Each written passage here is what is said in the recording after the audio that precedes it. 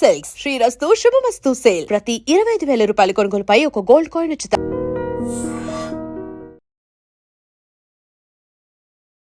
నమస్కారం, welcome to I dream. ధర్మ మార్గం విత్ విజిత కార్యక్రమానికి స్వాగతం.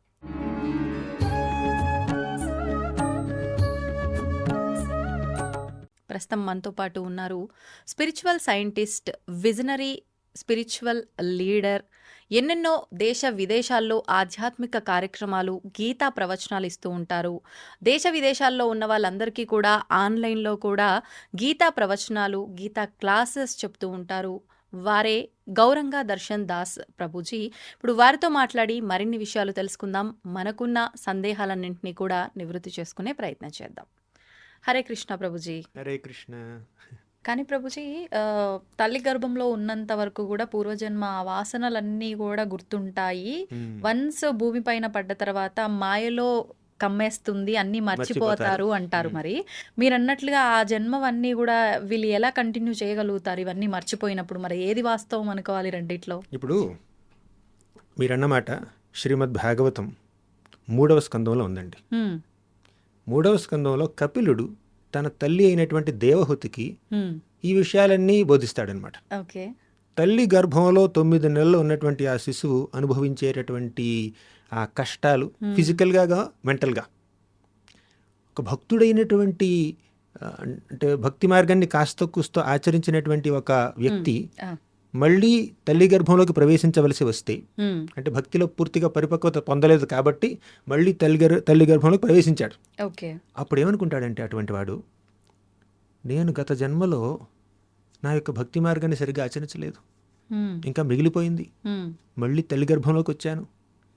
9 నెలల పాటు ఆ పసికందుని ఆ తల్లి గర్భంలో బంధించడం అంటే అది సామాన్యం కాదండి. మనల్ని ఎవరైనా ఒక గోన్లో మూట కట్టారనుకోండి, 9 నెలల పాటు అలాగే ఇచ్చారు. కదలడానికి మెదలడానికి అసలు లేదు, సమయం లేదు, అది ప్లేస్ లేదు, స్పేస్ లేదు, చాలా కష్టం అనమాట.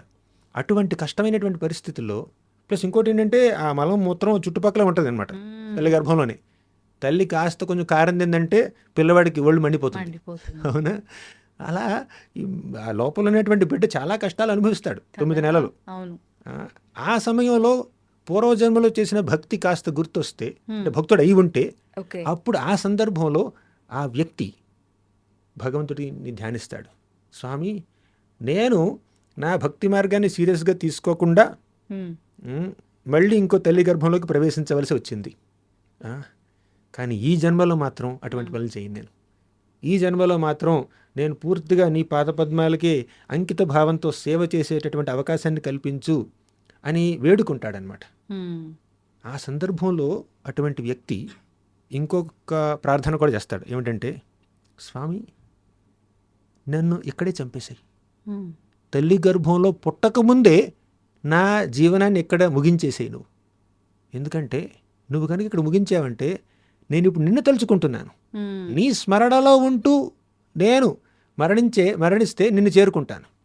కానీ ఒకసారి తల్లి గర్భంలో నుంచి బయటికి వచ్చిన తర్వాత నిన్ను స్మరించుకుంటానో లేదో నాకు తెలీదు, తర్వాత మాయ ప్రభావం చేత ఇంకేం జరుగుతుందో నాకు తెలియదు. కాబట్టి ఇప్పుడే నేను సరైన కాన్షియస్నెస్లో ఉన్నానని చెప్పి థ్యాంక్ యూ కూడా చెప్తాడు. ఒక పశ్చాత్తాపం ఉంటుంది, ఒక కృతజ్ఞతా భావం ఉంటుంది, ఒక పట్టుదల ఉంటుంది. ఇవన్నీ ఎటువంటి శిశువుకు ఉంటాయండి? పూర్వజన్మలో భక్తి మార్గాన్ని కాస్త కూస్తో ఆచరించినటువంటి వ్యక్తులకి అటువంటి పరిస్థితి ఉంటుంది. కానీ అలా ప్రతి ప్రాణి, తల్లి కడుపులోకి ప్రవేశించినటువంటి ప్రతి ప్రాణి అలా ఎప్పుడు భగవంతుని ప్రార్థించడండి. ఎందుకంటే చాలామంది ఎందుకు తల్లి కడుపులో ప్రవేశిస్తారు? కర్మ వల్ల, చేసిన పాపాల వల్ల, పాపాల వల్ల, పుణ్యాల వల్ల అలా ప్రవేశిస్తారు. అందరికీ అటువంటి చైతన్యం ఉండదు తల్లి కడుపులో ఉన్నప్పుడు. సరే, ఇప్పుడు తల్లి కడుపులో నుంచి బయటికి వచ్చిన తర్వాత అని మర్చిపోతారు అని అన్నారు. కరెక్టే. ఇప్పుడు ఒకటి, తల్లి కడుపులో ఉన్నప్పుడు ఎవరికి గుర్తుంటుంది?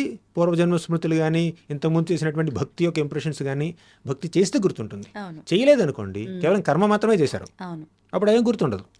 సాధారణ వ్యక్తులు అనమాట. 3 రకాల కర్మలు ఉన్నాయి: పాపకర్మ, పుణ్యకర్మ, భక్తి కర్మ. పాపకర్మ అంటే చేసే తప్పులు, పొరపాట్లు, అనవసరమైనటువంటి అలవాట్లు, అవన్నీ పాపకర్మలు. పుణ్యకర్మలు తెలిసిందే. ఇప్పుడు పాపకర్మ చేస్తే మనకి కష్టాలు కలుగుతాయి. అది నరకంలో కావచ్చు, వచ్చే జన్మలో కావచ్చు. పుణ్యకర్మ చేస్తే హ్మ్.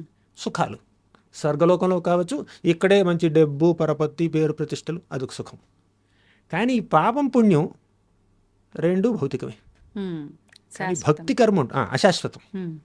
కానీ భక్తి కర్మ ఉంటుంది చూడండి, అది శాశ్వతం. హ్మ్. ఇప్పుడు పాపం చేస్తే కింద లోకాలకు వెళ్తారు, పాతాళానికి వెళ్ళొచ్చు. ఆ. పుణ్యకర్మ చేస్తే పైలోకానికి వెళ్ళొచ్చు. హ్మ్. కానీ పైలోకాలైనా కింద లోకాలైనా అవన్నీ ఈ భౌతిక ప్రపంచంలోనే ఉండే కదా. అవును.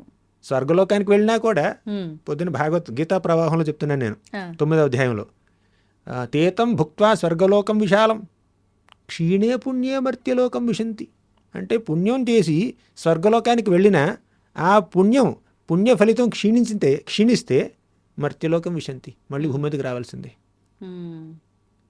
పుణ్య సంపద ఏదో యజ్ఞాలో దానాలో వ్రతాలో తపస్సులో చేసి పుణ్యం సంపాదిస్తారు, హ్మ్. స్వర్గలోకానికి వెళ్తారు. హ్మ్. ఆ పుణ్యం ఎక్స్పైర్ అయిపోయిన తర్వాత, పూర్తిగా క్షీణించిపోయిన తర్వాత మళ్ళీ ఇక్కడికి రావాల్సిందే. అంతే. పైకెళ్ళడం కిందకి రావడం, పైకెళ్ళడం కిందకి రావడం, సైకిల్. అంతే సైకిల్. ఈ జనన మరణ చక్రాలని, ఈ అప్ అండ్ డౌన్ సైకిల్ని ఆపాలి అంటే భక్తి మార్గాన్ని ఆచరించాలి, స్పిరిచువల్ యాక్టివిటీ చేయాలి, ఓకే. మెటీరియల్ యాక్టివిటీ కాదు. అది మెటీరియల్ యాక్టివిటీ గుడ్ అయినా బ్యాడ్ అయినా హ్మ్. అది మెటీరియలే, అది భౌతికమే. హా. కాబట్టి మనకి పాపకర్మలు పుణ్యకర్మలు కాదండి, భక్తి కర్మలు చేయాలి. హ్మ్. అప్పుడు ఇక తల్లి కడుపు నుంచి బయటకు వచ్చిన తర్వాత మనం మంచి మార్గాన్ని ఆచరిస్తే, భక్తి కర్మలను చేస్తే అప్పుడు మళ్ళీ ఇంకో జన్మ లేకుండా ఉంటుంది. ఓకే.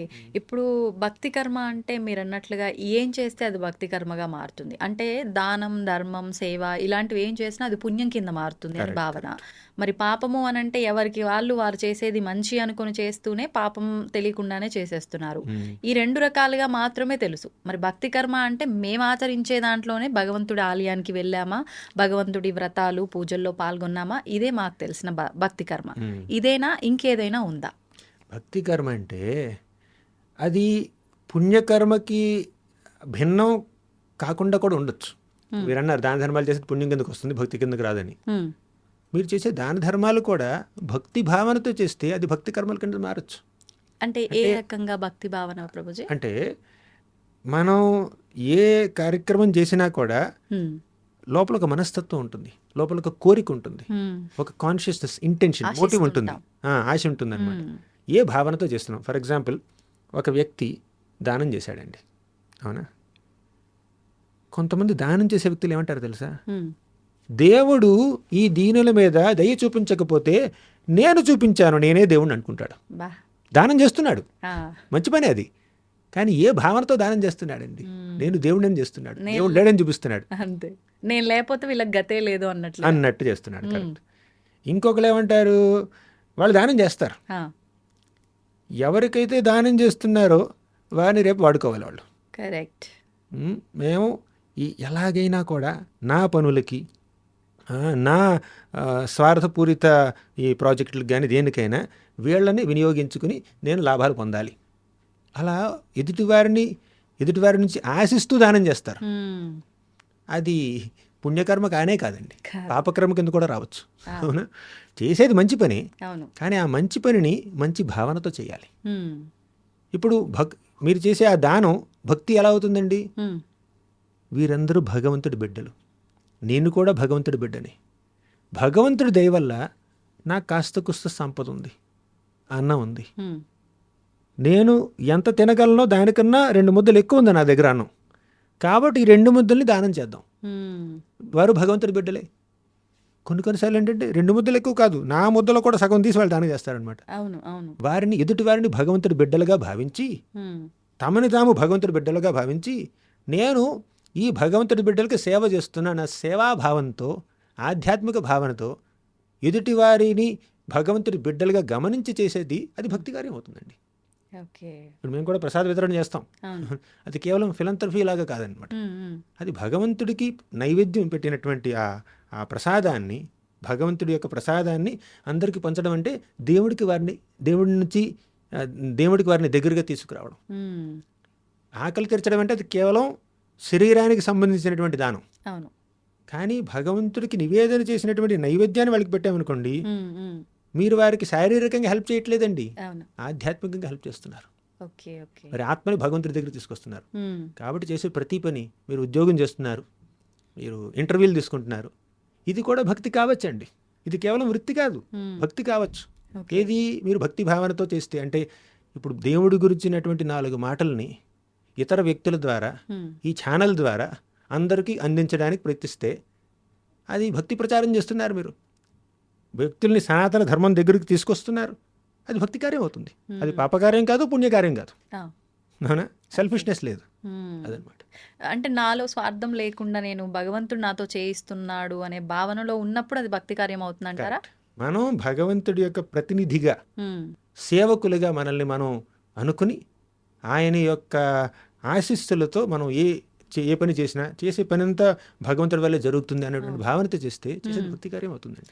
ప్రతిదీ అంటే తింటున్నా ఏం చేసినా కూడా కృష్ణార్పణం అని ఎవరి ఇష్టదైవాన్ని వాళ్ళు తలుచుకొని అలా స్వామికి అర్పించి చేస్తే అది అవుతుందా ప్రభుజీ? ఖచ్చితంగా. ఇప్పుడు కోర్ స్పిరిచువల్ యాక్టివిటీస్ కొన్ని ఉన్నాయండి, ఆ. భక్తి కార్యాలు. హ్మ్. శ్రవణం, కీర్తనం, స్మరణం, పాదసేవనం. శ్రవణం అంటే భగవంతుడి గురించి వినాలి. హ్మ్. కీర్తనం ఆయన యొక్క నామాల్ని కీర్తించడం, అవును. సేవించడం, స్మరించడం, హ్మ్. ఇవన్నీ కోర్ స్పిరిచువల్ యాక్టివిటీస్ అనమాట. ఇవన్నీ చేస్తే ఇదంతా ఆధ్యాత్మిక సాధన. హా. ఇలా ఆధ్యాత్మిక సాధన చేస్తే మనం రోజువారీ చేసే కార్యక్రమాలు, డే టు డే యాక్టివిటీస్ కూడా అవి స్పిరిచువలైజ్ అయిపోతాయి. ఓకే. ఓకే. అంటే ఈ భావనతో ఈ ఛార్జింగ్ పెడుతున్నాం మనం, అవును. అవును. మన యొక్క ఆత్మలకి మనం స్పిరిచువల్ ఛార్జింగ్ పెడుతున్నాం. దానివల్ల ఏమిటంటే మనం చేసేటటువంటి ఈ రోజువారీ పనులు కూడా స్పిరిచువల్ యాక్టివిటీస్గా మారుతాయి. ఆ స్పిరిచువల్ కాన్షియస్నెస్తో చేస్తాం, ఆధ్యాత్మిక భావనతో చేస్తాం.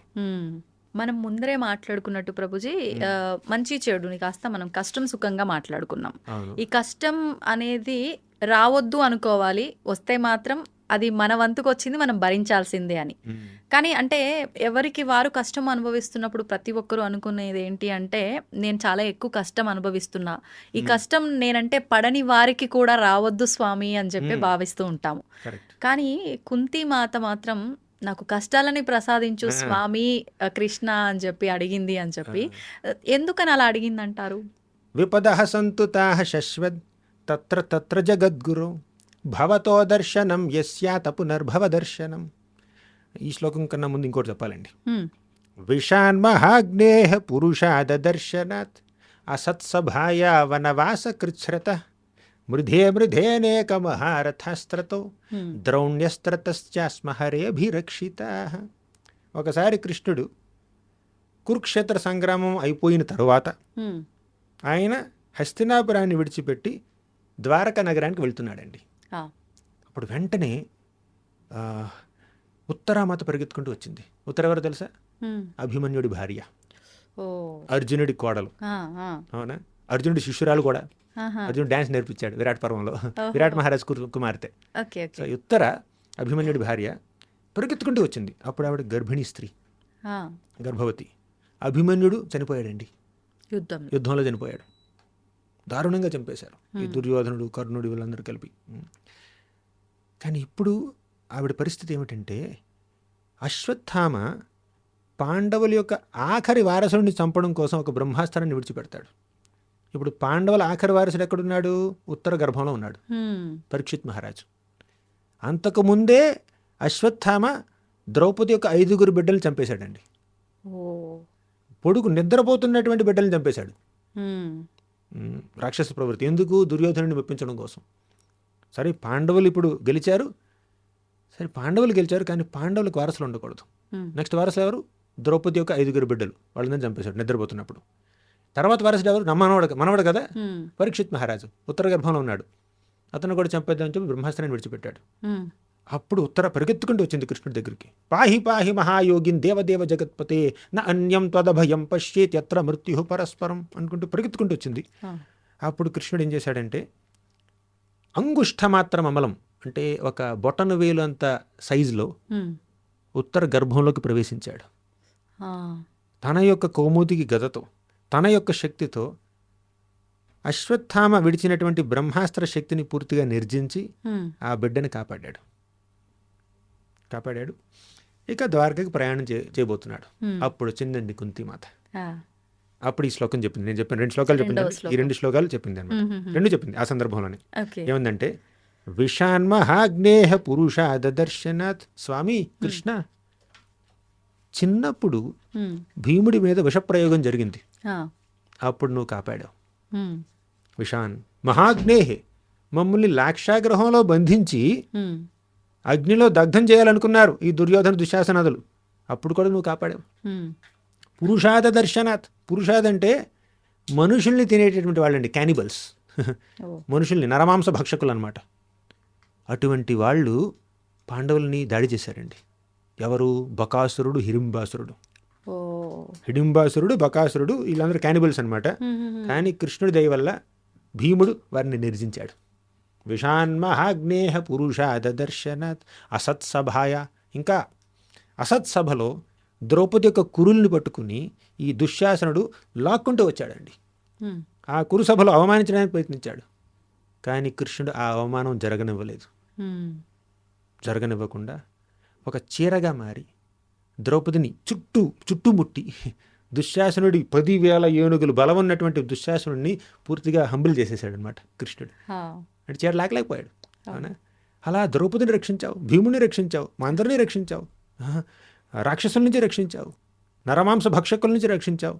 అంతేకాదు మృధే అనేక మహారథాస్త్రతం, అంటే ఎంతోమంది మహారథులు అర్జునుడి మీద ఎన్నెన్నో బాణాలు వేస్తున్నారండి. ఉమ్, ఉమ్, వాటి నుంచి కూడా కృష్ణుడు అర్జునుడిని రక్షించాడు, పాండవుల్ని రక్షించాడు. ఉమ్, ఇప్పుడు ద్రౌణ్యస్త్రతశ్చాస్మ హరేభిరక్షితా. ఇప్పుడు నువ్వేం చేశావు? ద్రౌణి అంటే ద్రోణాచార్యుడి యొక్క బిడ్డ. ఎవరు? అశ్వత్థామ. ఆ, ఇప్పుడు అశ్వత్థామ బ్రహ్మాస్త్రాన్ని విడిచిపెట్టాడు పరీక్షిత్ మహారాజుని చంపడం కోసం, ఉత్తర గర్భంలో పెరుగుతున్నటువంటి ఆ శిశువుని చంపడం కోసం. ఉమ్, ఇప్పుడు ఉత్తర గర్భంలో ఉన్న శిశువుని కూడా నువ్వు కాపాడావు కృష్ణ. ఎన్ని కష్టాల్లో నువ్వు వచ్చి కాపాడుతున్నావు మమ్మల్ని. నువ్వు లేకపోతే మేము ఎలా బతుకుతాం? ఇప్పుడు అందండి తర్వాత మీరు అన్నమాట, కష్టాలు ఆ రా. కష్టాలన్నీ మళ్ళీ కావాలి.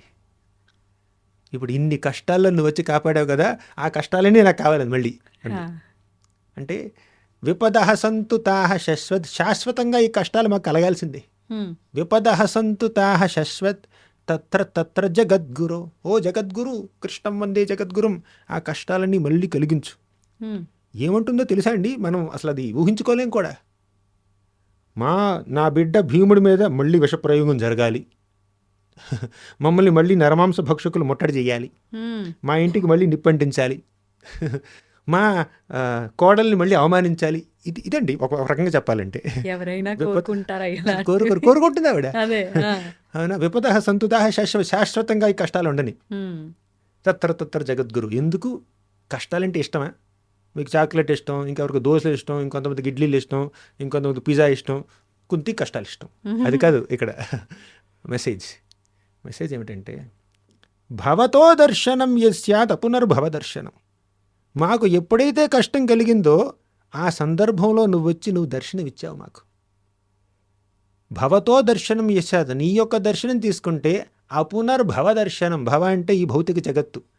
నిన్ను ఎవరైతే దర్శిస్తారో వాళ్ళు మళ్ళీ ఈ భౌతిక జగత్తుని దర్శించరు. అంటే ఇంకా మరొక జన్మ లేదు అని. లేదు. ఇప్పుడు కష్టాల ద్వారా నిన్ను చూసే అవకాశం మాకు కలుగుతుంది అంటే ఉమ్, కష్టాలు ఓకే మాకు. అంటే కష్టాలంటే ఇష్టమని కాదు అక్కడ విషయం. సుఖాల ద్వారా నువ్వు కనిపిస్తే ఓకే, ఉమ్, కష్టాల ద్వారా కనిపిస్తే ఓకే, ఒడిదుడుకుల ద్వారా కనిపిస్తావు ఓకే, నువ్వు కనిపించాలి, మీ దర్శనం కావాలి నాకు. సో కుంతిమాతకి కృష్ణుడిని చూడడం అంటే ఇష్టం, ఆయన సమక్షంలో ఉండడం అంటే ఇష్టం. తర్వాత ఏముందో తెలుసా కుంతిమాత? ఉమ్, కృష్ణుడు కురుక్షేత్ర సంగ్రామం అయిపోయింది, పాండవులు రాజులయ్యారు. ఇప్పటి వరకు కృష్ణుడు వారికి ఇచ్చినటువంటి సపోర్టు ఉమ్, ఇంకా అవసరం లేదు, వాళ్ళు రాజులు కదా. ఇప్పుడంటే వనవాసం చేస్తున్నారు, చాలా ఒడిదుడుకుల్లో ఉన్నారు, అవును. కష్టాలు తీరిపోయినాయి. ఆ, కృష్ణుడి ద్వారకకు వెళ్ళాడు మళ్ళీ. అప్పుడు పాండవులు, ద్రౌపది మాత, కుంతిమాత వీళ్ళందరూ ఏమనుకుంటున్నారంటే కష్టాలు ఉన్నప్పుడే బాగుండేది, కృష్ణుడు కనిపించేవాడు. ఇప్పుడు కష్టాలే లేవు, కృష్ణుడు కూడా కనిపించట్లేదు. కాబట్టి కష్టాలు మళ్ళీ వస్తే బాగుంటాయి అనుకుంటున్నారు అనమాట. అంటే భగవంతుడిని చూడడానికి వాళ్ళు అలా ఉవ్విళ్ళు ఊరుతారు. అంటే విశ్వాసం కూడా ఉంది ఆయన మీద వాళ్ళకి. కష్టం వచ్చింది అంటే కష్టానికి మళ్ళీ తోడుగా స్వామి ఉంటాడు మాతో అని. అవును, స్వామి కష్టాలు తీర్చడానికి తోడుగా ఉండడం కాదు అక్కడ విషయం. స్వామిని చూసి అదృష్టం కలుగుతుంది అంతే. ఆయన కష్టం తీర్చకపోని మాకు అది అవసరం లేదు.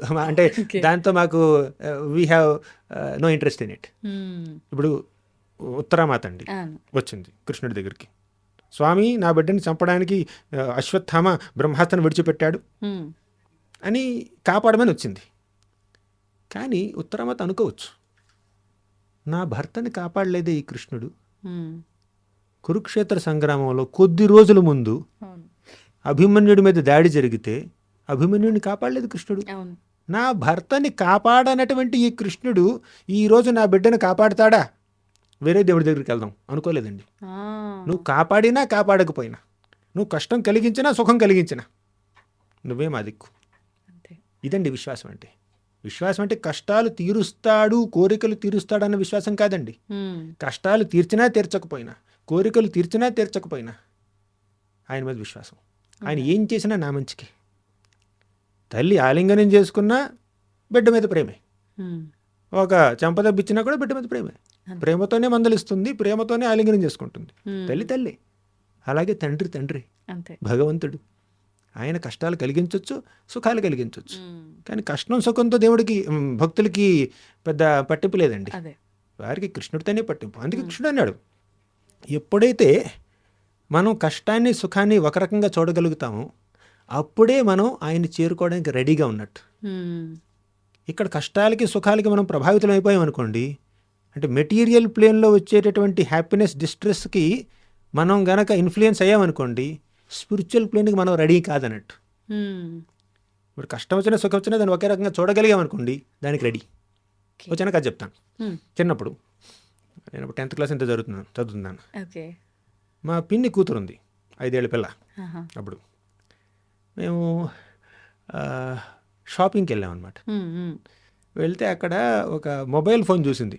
ఉమ్, ఆ మొబైల్ ఫోన్ ఎలా అంటే ఒక కీ నొక్కితే 1 నొక్కితే ఒక పాట వస్తుంది. ఉమ్, పూర్తి పాట కాదు, జస్ట్ ఒక చిన్న క్లిప్పింగ్ అనమాట, పల్లవి. 2 నొక్కితే ఇంకో పాట, 3 నొక్కితే ఇంకో పాట, 4 నొక్కితే ఇంకో పాట, 5 నొక్కితే ఇంకో పాట, అలా పాటలు. అవునా? ఓకే. అప్పట్లో స్మార్ట్ ఫోన్స్ లేవండి, నోకియా ఫోన్ ఉండేది, కొత్తగా వచ్చింది అనమాట. కీప్యాడ్స్. నోకియా ఫోన్, అది బ్లాక్ అండ్ వైట్ అనమాట. ఉమ్, కానీ ఇది చాలా అట్రాక్టివ్గా ఉంది పిల్లకి. 50 రూపాయలు అప్పట్లో. ఓ, కావాలంటుంది. మా పిన్నేమో కొన్న అంటుంది. అవునా? కానీ ఈ పిల్ల ఏడుస్తుంది, 5-6 ఏళ్ళ పిల్ల అంతే. ఏడుస్తుంది, నాకు కావాలి అంటుంది. కానీ లేదు, నువ్వు నొక్కి నొక్కి అందరిని నిద్రపాడు చేస్తావు నువ్వు. 2 రోజులు ఫోన్ పాడు చేస్తావు, అవును. ఆ ఫోన్ బాగున్నంత వరకు మన నిద్రపాడు చేస్తావు. ఓకేనా? కాబట్టి నీకు అక్కర్లేదు పాడు చేయడం ఇక్కడ కామన్. అలా అని చెప్పి శాంక్షన్ చేయలేదన్నమాట. ఆహా. చేయకుండా షాప్ నుంచి బయటకు వచ్చి ముందుకు వెళ్ళిపోతుంది. ఉమ్, ఈ పిల్లని నాకు విడిచిపెట్టారనమాట. నేను ఈ పిల్లని ఓదార్చాలి, ఉమ్, నా పని. రోడ్డు మీద ఇది ఇక భయంకరంగా సీన్ చేస్తుంది ఓ, ఈ పిల్ల. అవునా? నేను వెళ్ళి, నేను స్టూడెంట్ని, నా దగ్గర డబ్బులు ఏమిటి, నేను ఎలాగ ఏం చేయలేను. అవును. వెళ్ళి చెప్పాను, పిన్ని ఇచ్చేద్దాం ప్లీజ్, కొనేద్దాం అని అంటే సరే అని నా మొహం చూసి శాంక్షన్ చేసింది అనమాట మా పిన్ని. ఫోన్. మళ్ళీ షాప్కి వెళ్ళాం. ఆ, ఓకేనా? ఇప్పుడు కొంచెం కళ్ళు తుడుచుకుని ఇక స్టార్ట్ చేస్తుంది అనమాట. ఏం చేద్దాం? వాడు పెట్టాడు ముందుగా ఒక రెడ్ ఫోన్ పెట్టాడు, పింక్ ఫోన్ పెట్టాడు, ఎల్లో ఫోన్ పెట్టాడు, బ్లూ ఫోన్ పెట్టాడు, బ్లాక్ ఫోన్ పెట్టాడు, ఇవన్నీ ఫోన్లు పెట్టాడు అనమాట. ఇప్పుడు ఈ పిల్ల ఏం చేయాలో అర్థం కావట్లేదు. రెడ్ తీసుకోనా, బ్లూ తీసుకోనా, పింక్ తీసుకోనా? కానీ తల్లికి ఏమిటి, రెడ్ తీసుకున్నా, పింక్ తీసుకున్నా, బ్లూ తీసుకున్నా 50 రూపాయలు ఇవ్వాలి 50 రూపాయలు ఇవ్వాలి. వచ్చే పాటలు అవే. వచ్చే పాటలు అవి ఏదో ఒకటి. కానీ విషయం ఏంటంటే, ఇప్పుడు ఒక బ్లాక్ ఫోన్ తీసుకుంటే ఈ పిల్లకి కష్టం కలుగుతుంది, బాధ.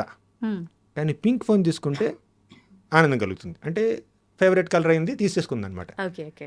ఇప్పుడు పింక్ నాకు కష్టాన్ని సుఖాన్ని కలిగిస్తుంది, ఈ బ్లాక్, బ్లూ, గ్రీన్ అవి నాకు ఇబ్బంది కలిగిస్తుంది, లేదంటే నాకు ఇష్టం లేదనమాట. ఉమ్, ఉమ్, కానీ తల్లి ముందేమందంటే ఒరిజినల్ ఫోన్ ఇచ్చింది, నోకియా ఫోన్ ఇచ్చింది. ఉమ్, ఇప్పుడు దీంతో వాడుకోవచ్చు, నువ్వు మీ తండ్రితో మాట్లాడవచ్చు, ఇది వాడుకుంటే లేదు, నాకు అదే కావాలంటుంది. ఓకేనా? కానీ ఇప్పుడు తల్లి శాంక్షన్ చేసేసిన తర్వాత ఉమ్, ఇప్పుడు ఈ పిల్ల ఏ ఫోన్ తీసుకుంటుంది, ఏ రంగు ఫోన్ తీసుకుంటుంది అనేది పిల్ల చాయిస్. అంతే. ఆ పిల్లకి ఒక ఫోన్ ఆనందాన్ని ఇవ్వచ్చు, ఇంకో ఫోను నిరుత్సాహాన్ని ఇవ్వచ్చు. కానీ తల్లికి 2 ఒకటే. అంతే. ఎందుకు? తల్లి మెచ్యూర్ కాబట్టి, తల్లి దగ్గర నిజమైన ఫోన్ ఉంది కాబట్టి. పిల్లకి మాత్రం బొమ్మ ఫోన్ కావాలి. ఉమ్, అలాగే భక్తిలో పరిపక్వత పొందిన వ్యక్తులు ఉంటారు చూడండి, వారి దగ్గర నిజమైన ఫోన్ ఉన్నట్టు అనమాట, దేవుడితో మాట్లాడుతున్నట్టు. భక్తి మార్గంలో లేని వాళ్ళు ఉంటారు చూడండి, వాళ్ళు నాకు ఈ కష్టం వద్దు, సుఖం కావాలి, కన్ఫ్యూజన్, ఇది ఆనందం, ఇది ఆనందం కాదు అని వాళ్ళు దీన్ని ద్వంద్వాలు అంటారండి. కష్టం, సుఖం, గెలుపు, ఓటమి, మంచి, చెడు అంత భౌతికమేనండి. అది పింక్ ఫోన్ అయినా ఎల్లో ఫోన్ అయినా అది ఫోన్ కాదు, బొమ్మ అది అంతే. ఇది నిజమైన ఫోన్. అలాగే కష్టమైన సుఖమైనా ఈ ప్రపంచంలో అది డబ్బు అయినా పేదరికమైనా లేక ధనం ఉన్నా కూడా అదంతా తాత్కాలికమే. కష్టం సుఖం ఈక్వల్. ఎలా ఈక్వల్? రెండు తాత్కాలికం కాబట్టి. కృష్ణుడు ఏమన్నాడు? దుఃఖాలయం అశాశ్వతం అన్నాడు. ఈ ప్రపంచమే దుఃఖాలయం, దుఃఖాలకు నెలకొలువు, అశాశ్వతం. ఇందులో ఉన్న కాస్తో కుస్తో సుఖం కూడా అది అశాశ్వతం. కొంచెం గ్రాస్గా చెప్పాలి అంటే ఒక ఆయన ఏమన్నారంటే, ఈ ప్రపంచంలో ఉన్నది ఒక 40% సుఖం మూత్రత్యాగం ద్వారా జరుగుతుందన్నమాట. ఇంకో 40% సుఖం మలత్యాగం ద్వారా. అంటే ఎవరైతే ఈ మలమూత్ర త్యాగం చేస్తారో, అంటే అందరూ చేస్తూ ఉంటారు అవునా, అప్పుడు జరిగే రిలీఫ్ ఇంకా దేంట్లో దొరకదు అనమాట. అంటే అది చేసే అవకాశం లేకపోతే లోపల చాలా బాధపడతారనమాట. ఇప్పుడు అది ఎమర్జెన్సీలో ఉన్న వ్యక్తులకి మీరు కొత్త ఐఫోన్ తీసుకొచ్చి ఇచ్చినా, ఒక కొత్త నెక్లెస్ తీసుకొచ్చి ఇచ్చినా, లేదు ముందు నేను బాత్రూమ్కి వెళ్ళాలి తర్వాత ఇవన్నీ అలా అంటారా? అలాగే ఈ ప్రపంచంలో పెద్ద సుఖం లేదండి. అవును, కాస్త కుస్త సుఖాలు కూడా చాలా తాత్కాలికమైనటువంటి సుఖాలు. కాబట్టి తాత్కాలిక సుఖాల కోసం ప్రాకులాడకుండా, తాత్కాలికంగా వచ్చే కష్టాలను చూసి మరీ ఓవర్వెల్మ్ అయిపోకుండా మీరు వాటిని తటస్థ వైఖరిలో ఎలా డీల్ చేయగలో అలా డీల్ చేయండి. మీ శాయశక్తిలా మీరు మానవ ప్రయత్నంతో దాన్ని డీల్ చేయండి. ఓకే, కానీ మీరు స్పిరిచువల్ యాక్టివిటీ మీద ధ్యాస పెట్టండి. ప్రభుజీ, కొంతమంది ఈ వివరణ వింటే ఇలా ఆలోచించే వారేమో వాళ్ళ తరఫున నేను అడుగుతున్నా. చెప్పండి. మరి ప్రతిదీ భగవంతుడి ఆటే, అవును, ఇవన్నీ శాశ్వతమైనవి కావు, తాత్కాలికమైనవి. అలాంటప్పుడు ఎందుకు ఇవన్నీ సృష్టించబడాడు? ప్రతి ఒక్కటి భగవంతుడి సృష్టి. మంచి చెడు, కష్టం సుఖం, ఈ ద్వంద్వ పదాలు ఏదైతే ఉన్నాయో, ఆ అనుభవాలు ఏదైతే ఉన్నాయో, ఏది కూడా ఆయన కనుసన్నల్లో జరగట్లేదు అని చెప్పలేం. అన్నీ ఆయన ఆజ్ఞతోటే జరుగుతున్నాయి, ఆయనే ఆడిస్తున్నాడు అనుకుంటున్నాం. మరి ఇవన్నీ అవసరం లేదు వీళ్ళకి, వీళ్ళు చేరుకోవాల్సింది ఇది, వీళ్ళతో చేపించాల్సింది ఇది అని ఆయనకు ఒక క్లారిటీ ఉన్నప్పుడు ఎందుకు ఈ double games? Correct. Double game ఆయన ఆడట్లేదండి, మనం ఆడుతున్నాం. ఎలా అంటే, ఒక చిన్న ఉదాహరణ. సూర్యుడు ఉదయిస్తున్నాడు, మీరు సూర్యుడిని చూస్తూ నిలబడ్డారు. ఏం కనిపిస్తుంది? కాంతి కనిపిస్తుంది. కానీ మీ వెనుకేముంది? పొడుగాటి నీడ ఉంది. అవునా? మీరు గనక సూర్యుడిని చూడకుండా సూర్యుడికి వెన్ను చూపించి ఇటు చూశారనుకోండి, ఏం కనిపిస్తుంది? నల్లటి నీడ కనిపిస్తుంది. సూర్యుడి వైపు తిరిగితే చక్కగా దేదీప్యమానంగా వెలిగిపోయేటటువంటి ప్రకాశం కనిపిస్తుంది అనమాట. ఇక్కడ వెలుతురు, ఇక్కడ నీడ, నల్లటి నీడ, చక్కగా బంగారు కాంతిలో వెలిగిపోతున్నటువంటి సూర్యుడు. ఏది చూడాలనేది మీ స్వేచ్ఛ, మీ చాయిస్, మీకు ఆ ఫ్రీడమ్ ఉంది. ఇప్పుడు భగవంతుడు సర్వస్వతంత్రుడు, ఆయనలో మనం అంశలం కాబట్టి మనకి కూడా కాస్త స్వాతంత్రత ఉండండి. ఆ స్వాతంత్రతతో, స్వేచ్ఛతో, ఫ్రీడమ్తో, ఫ్రీ విల్తో, మైన్యూట్ ఇండిపెండెన్స్తో మనం మంచిని స్వీకరిస్తే మంచి జరుగుతుంది, చెడుని స్వీకరిస్తే చెడు జరుగుతుంది. దానికి ఆయన బాధ్యుడు కాదండి. ఓకే, ఇప్పుడు మీరు సూర్యుడిని చూస్తే మీరు వెలుతురుని చూస్తారు, వెలుతురు కనిపిస్తుంది. సూర్యుడికి వెన్ను చూపిస్తే నీడ కనిపిస్తుంది. నాకు నీడ కనిపిస్తుంది, నల్లగా నీడ కనిపిస్తుంది, అంత సూర్యుడితో తప్పంటే కుదరదుగా. వెనకాల నీడ ఎందుకుంది? సూర్యుడు మీ వెనకాల ఉన్నాడు కాబట్టి మీ ఎదురుగా నీడ కనిపిస్తుంది. సూర్యుడు మీ ముందున్నాడు కాబట్టి మీ వెనకాల నీడ ఉంది. అంటే నువ్వు ఎటు స్టాండ్ తీసుకోవాలనే నిర్ణయం నీకు ఇచ్చేశాడు భగవంతుడు. కరెక్ట్. ఇప్పుడు నీడ మీ వెనకాల ఉండాలంటే, చీకటి మీ వెనకాల ఉండాలంటే మీరు ఆయన్ని చూడాలి. చీకటి మీ ముందు ఉండాలంటే ఆయనకి వెన్ను చూపించాలి. కానీ ఈ ఎటు నించోవాలి, నేను ఎటువైపు స్టాండ్ తీసుకోవాలి అనే నిర్ణయం కూడా నాకే ఫ్రీడమ్, మీరన్న మైల్యూట్ ఫ్రీడమ్ నాకే ఇచ్చాడా భగవంతుడు? కర్త కర్మ క్రియ అన్ని భగవంతుడే అంటారు, ఆయన చేతుల్లో లేదా? ఆయన చేతుల్లో ఉంది. ఒకవేళ ఆయన చేతుల్లో మనల్ని ఫ్రీడమ్, మనల్ని మంచినే చూస్ చేసుకునే విధంగా ఆయన మనల్ని ప్రభావితం చేయొచ్చు, కానీ చేయడు. ఎందుకంటే అలా చేస్తే మనం మెషిన్లు అవుతామండి, మనుషులం అవ్వం. ఇప్పుడు ఈ యంత్రాలం అవుతాం. కరెక్ట్. ఇప్పుడు దీనికి ఉంది, కెమెరా ఉంది మీకు ఎదురుగా, దీనికి చాయిస్ లేదు. ఆయన కెమెరామెన్ ఎయిట్ తిప్పితే అటే, కరెక్ట్. దాని ద్వారా తిరగలేదన్నమాట. ఒకవేళ కొన్ని కెమెరాలు దాని ద్వారా అది తిరుగుతూ ఉంటాయి, సీసీ కెమెరాలు, అది కూడా ప్రోగ్రామ్ చేశారనమాట. అంతే అంతే. అంటే అవి స్వేచ్ఛతో తిరగట్లేదు, ప్రోగ్రామ్ చేశారు. సిస్టమ్. స్వేచ్ఛని జీరో చేసేసి ఎవరో కంట్రోల్ చేస్తున్నారు, ప్రతి కదలికని కంట్రోల్ చేస్తున్నారు. అవునా? అలా మన యొక్క ప్రతి కదలికని, ప్రతి ఒక్క ఆలోచనని, ప్రతి కోరికని, ప్రతి మనోభావాన్ని భగవంతుడు కంట్రోల్ చేశాడు అనుకోండి, మనం మనుషులం కాదు, మనం వ్యక్తులం కాదు, మనం మనుషులం అయిపోతాం. వాస్తవం. కాబట్టి భగవంతుడు మనకి స్వేచ్ఛనిస్తాడు. ఇప్పుడు ఒక చిన్న ఉదాహరణ అండి. ఒక చిన్న బిడ్డ ఉన్నాడు, తల్లి బర్త్డే వచ్చింది, వెంటనే వెళ్ళాడు, కొంచెం అలా గార్డెన్లోకి వెళ్ళాడు, వెళ్ళి 4 చెట్ల దగ్గర నుంచి పువ్వులు కోసాడు, ఆకులు కోసాడు, ఒక బొకేలా కట్టాడు. చిన్న పిల్లాడు, 5 ఏళ్ళ పిల్లాడు, తనకు తెలిసిన విధంగా బొకేలు కట్టి తీసుకొచ్చి తల్లికిచ్చాడు. ఎంత ఆనందిస్తుందండి, ఎంత ఉప్పొంగిపోతుంది. ఇప్పుడు ఆ బిడ్డ కోసుకొచ్చినటువంటి పువ్వులన్నీ తల్లే పెంచింది, అంతే. బిడ్డను కూడా తల్లే కంది, తల్లే పెంచింది. కానీ ఆ బిడ్డ తన యొక్క స్వేచ్ఛని, తన యొక్క మైన్యూట్ ఫ్రీడమ్ని వాడుకుని తల్లికి నేను ఈ గిఫ్ట్ ఇవ్వాలి బర్త్డే రోజు అన్నటువంటి ఆలోచన తనకు తానుగా కలిగింది కాబట్టి తల్లి ఎంత ఆనందిస్తుంది, ఉప్పొంగిపోతుంది. కానీ ఇప్పుడు ఆ బిడ్డకి ఆలోచన లేదు. తండ్రి అన్నాడు, వెళ్ళి నువ్వు మీ అమ్మకి బొకే ఇస్తావా లేదా? నేనెవరు 4 తన్ని వెళ్ళి బొకే ఇవ్వు అంటే, ఆ రకంగా బొకే తీసుకొచ్చి పిల్లాడు ఇచ్చాడు అనుకోండి, అప్పుడు తల్లి స్వీకరించడానికి ఏమైనా ఇష్టపడుతుందా? తీసుకోవచ్చు, కానీ ఆ మొదటి కేసులో ఉన్న ఆనందం ఈ కేసులో ఉండదు. ఎందుకు? తల్లికి సేవ చెయ్యాలి, నా ప్రేమని తల్లికి ఇలా వ్యక్తపరచాలి అన్నటువంటి కోరిక తనకు స్వతహాగా కలిగింది, తర్వాత లేదు. అలాగే మనం మంచి మార్గాన్ని పాటించాలి అన్నటువంటి కోరిక మనలో స్వతహాగా కలిగింది అనుకోండి, దేవుడు ఆనందిస్తాడు. అలా స్వతహాగా కలగకుండా మనల్ని ఫోర్స్ చేసి ఆ మార్గాన్ని పాటించే విధంగా చేశాడు అనుకోండి, ఇప్పుడు ఆ ఫోర్స్డ్ సర్వీస్లో ఆయనకి ఎటువంటి ఆనందం లేదు. నాకు మంచినీళ్ళు కావాలంటే ప్రేమతో ఇచ్చాడు అనుకోండి, ఆయన నేను స్వీకరిస్తాను. బాటిల్ చేసి నా మొహన కొట్టాడు అనుకోండి, నాకు తాగాలనిపించదు. అలాగే భగవంతుడు ఫోర్స్ఫుల్గా ఎవరి దగ్గర నుంచి సేవని అందుకోడండి, మనకు స్వేచ్ఛనిస్తాడు. మంచి ఏదో చెడు ఏదో చెప్తాడు, చాయిస్ నీదే. నీకు ఫ్రీడమ్ ఉంది, నీకు ఫ్రీడమ్ ఇచ్చాను, మంచి ఏమిటి చెడు ఏమిటి నాలెడ్జ్ ఇచ్చాను, నాలెడ్జ్ అండ్ ఫ్రీడమ్ ఇస్తాడనమాట. ఆ ఫ్రీడమ్తో ఆ నాలెడ్జ్ని మనం వాడుకోవాలి. కానీ ఫ్రీడమ్ని మిస్యూజ్ చేసుకుని నాలెడ్జ్కి ఎగెయిన్స్ట్గా మనం వెళ్ళామనుకోండి, అదే ఇంకేం చేస్తాం మనం.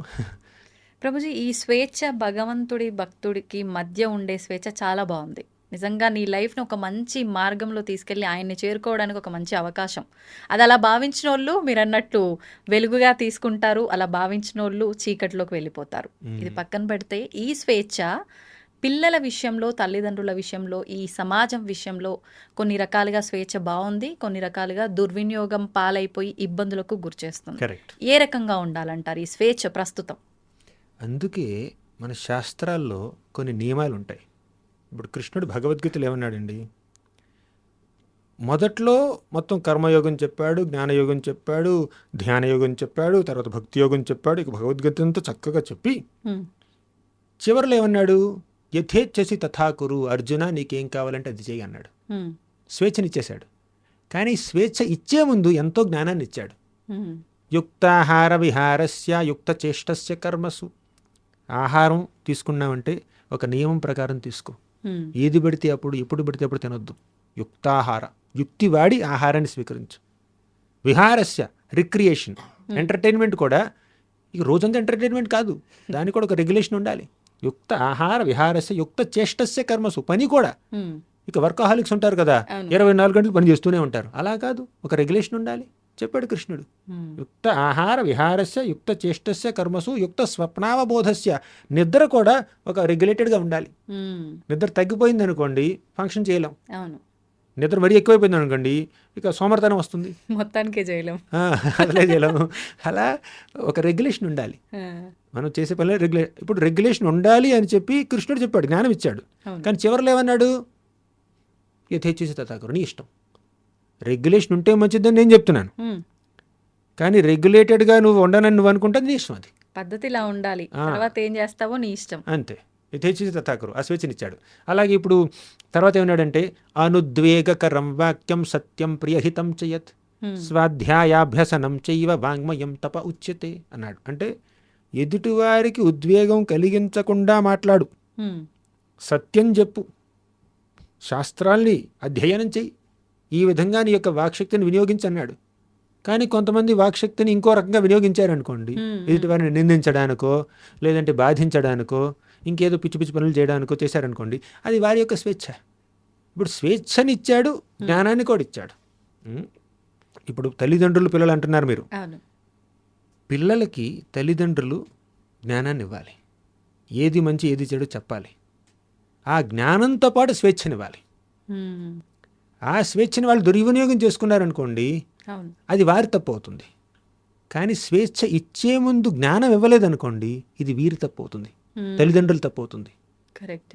ఈ ప్రపంచంలో ఇప్పుడు చాలామంది తల్లిదండ్రులు, కనీసం కొంతమంది తల్లిదండ్రులు బిడ్డలకి స్వేచ్ఛనిస్తున్నారు, జ్ఞానాన్ని ఇవ్వట్లేదు. అవును. వారికి వాల్యూస్ ఏంటి, వర్చ్యూస్ ఏంటి, మోరల్స్ ఏంటి, ప్రిన్సిపల్స్ ఏంటి, ఎథిక్స్ ఏంటి అవి నేర్పించకుండా కేవలం చేతికి ఒక ఐఫోన్ ఇచ్చారనుకోండి, ఏమవుతుంది అంటే వారికి స్వేచ్ఛతో పాటు జ్ఞానాన్ని ఇవ్వాలి, ఏది మంచి ఏది చెడు చెప్పాలి.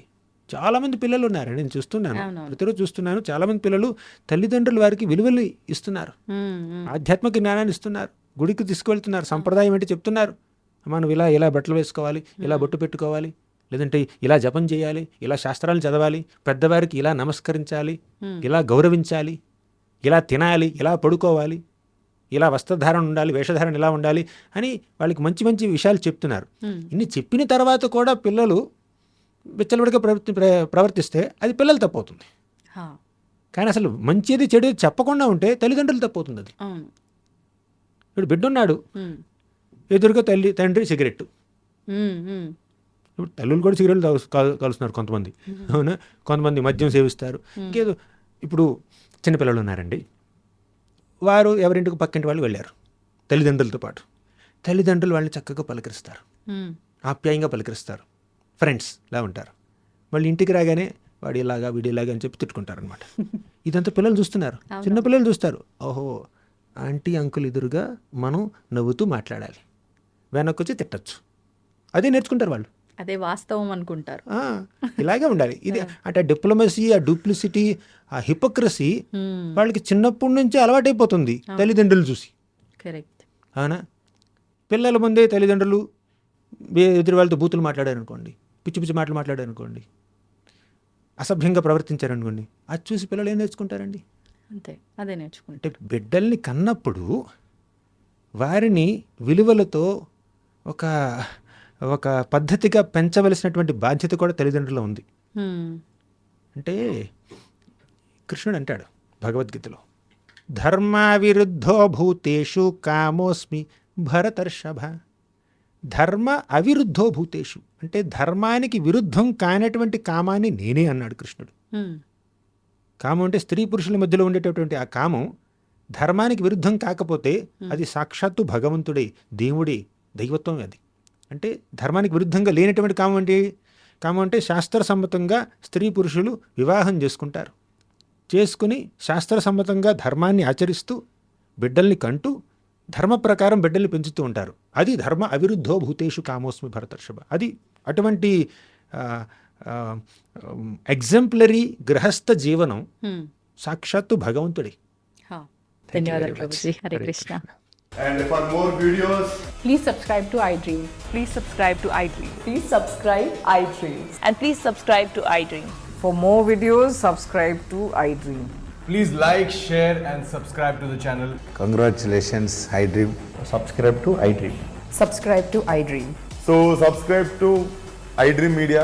iDream ki iDream team అందరికి huge congratulations. Please subscribe iDream Media. Please subscribe to iDream.